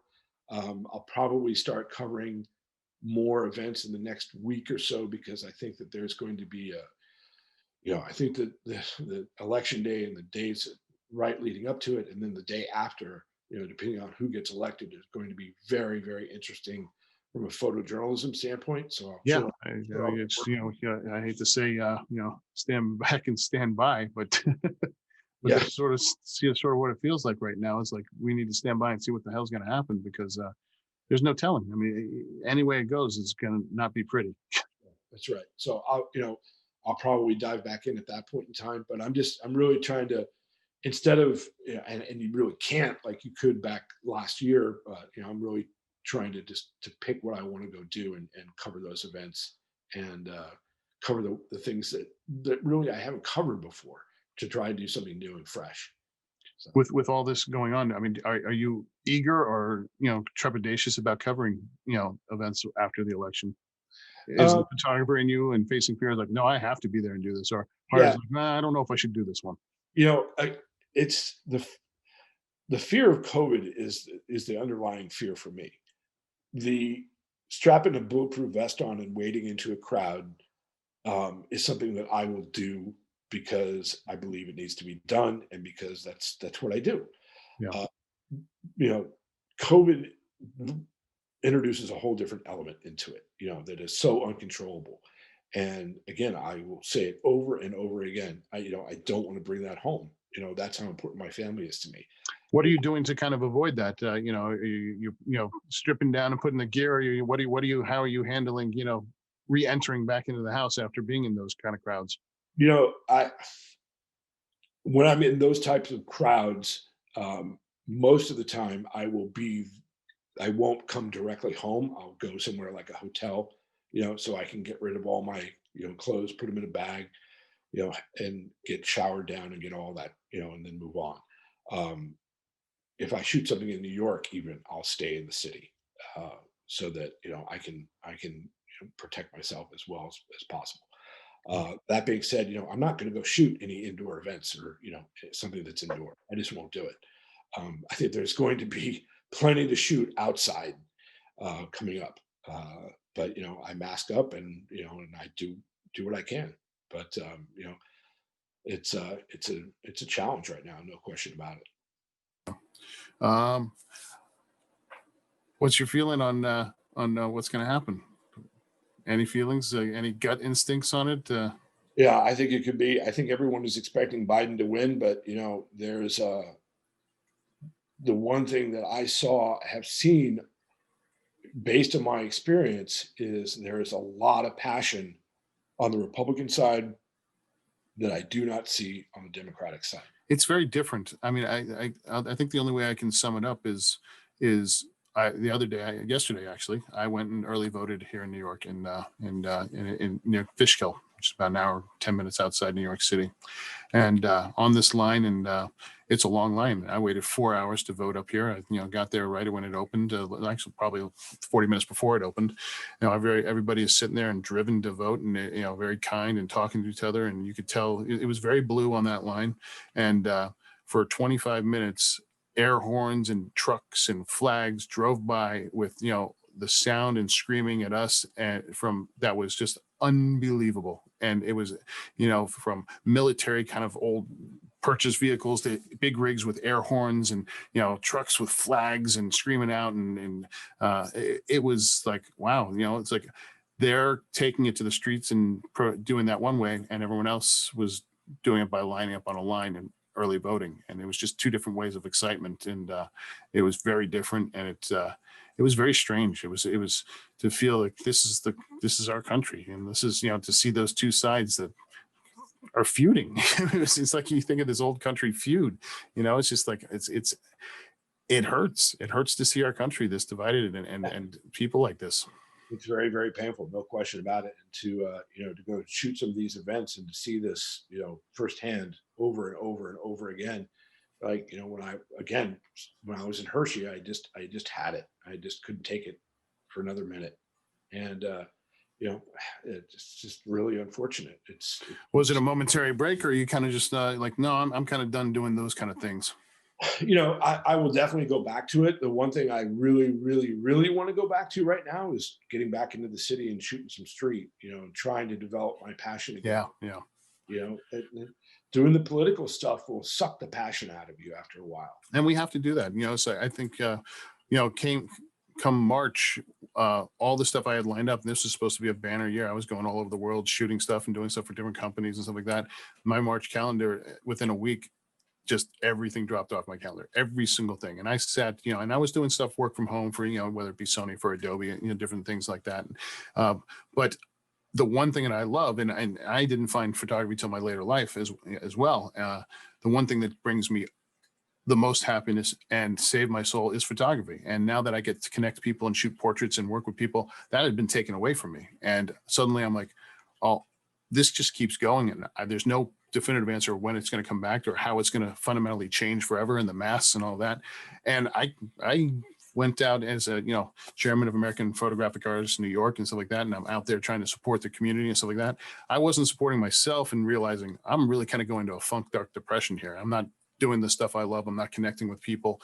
And it wasn't until just recently, about, I don't know, about a month ago, that I went out and there was a series of days I just did a bunch of jobs and shooting, from old clients, the portraits and stuff like that. And I felt like myself again. I realized, wow, this was robbed from me. I'm like the thing that brings me the most happiness I can't do right now. And it's like, it was this awakening. It's like, I need to go out and shoot and do anything. I have to continue. It's like, there's no, even if with COVID, if it's distance shooting or, figuring out, I have to continue. And it's making those kind of decisions are tough. And it's a strange time right now. Yeah, absolutely. Resolution would be nice. I was talking to the president of SOPA Images just the other day. He used the phrase, and he's in Hong Kong. And I thought it was kind of funny. He goes, I'm ready for this COVID thing to be done and dusted. So I cracked up. I was like, that's good. So I didn't disagree with him. Yeah. So this brings us to the last couple questions for us before we go to a quick little speed round and call it a beautiful interview, which it has been. It's been such a pleasure. If in your life, passed down to kids, or that you would give to a friend, or it's like, what's the single best piece of advice that you constantly repeat, whether it was given to you by your father or a mentor, or something that you just want to share with people, and that's very important to you? Work your passion. Find a passion in what you do. I spent 20 years of my life scratching at walls and not doing what I wanted to be doing, living inside of office buildings in Manhattan. And to a certain degree, there are great parts about it, no question about it. It was paid very well, all that stuff. Yeah. But do something that you're passionate about in your life. And if you can't do it in your work, then go find a passion that you can do as your hobby. But totally agree. Yeah. Are you going to be shooting that camera to the last breath leaves your body, or is it at some point? Absolutely. I'm sure. Yeah, I'm sure. There was something that happened here in town yesterday, and I grabbed my camera and I went to, and it felt good. It feels good. It's a passion. It's something I love, and I get paid for it at the same time. And are you able to put it down? Going on vacation, are you bringing that camera with you and you're still shooting, or are you able to divorce yourself from the camera? I'm not. It really depends. And that's a really good question, because when I'm shooting, when my cameras are strapped to me and I'm shooting for work, every day, constantly, day in and day out, I want to take those cameras off and put them down. There's no question about it. If I go to a really cool city and I haven't been working every day, and I'll definitely break down one of my Fujis to the smallest lens, smallest possible setup, and I'll take it with me. But other than that, if I'm working a lot, putting the cameras down is a vacation to me. So. Yeah. And this is a question I've asked every single one of my open talk guests, even Pete Souza last week. In its most intimate sense and personal sense to you, what is photography? Love. It is a mistress that I truly love, who can be just absolutely wonderful and absolutely cruel. So I love doing it. I'm very blessed that I've been able to turn it into something. Um, there is, to me, a deep desire to circle back to doing it more as I love to do it through street photography than always it being a job. What do you think the major difference between you shooting 5 years ago and how you've developed to now? Uh, I look at that as almost like a whole different person, completely different person. The the the the level that I've started at and have gone to, no question. It doesn't mean I'm the greatest photographer in the world, which I certainly am not. But I'm much better at it than I was before.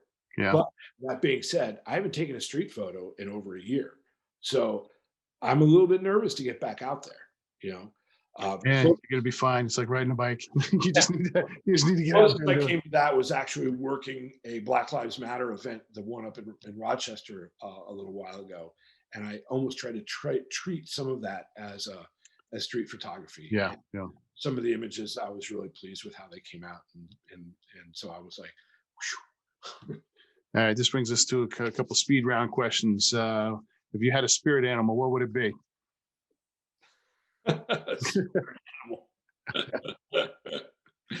Half eagle, half turtle. There you go. Do you have a favorite holiday? Uh, Thanksgiving by far. Yeah, I'm the same on that one. Do you have a guilty pleasure TV show? One that you're almost embarrassed to say, "Yeah, I watched that." Probably Schitt's Creek, which just That ended. Yeah, I just started watching that. I just started watching that. Yep. That or Uh, Ted Lasso, which I also think is great. which one? Ted Lasso on Apple Oh, TV. It's a great show. But yeah, if there was a celebrity to play you in your life story, who would it be? Brad Pitt. Yeah, there you go. Right.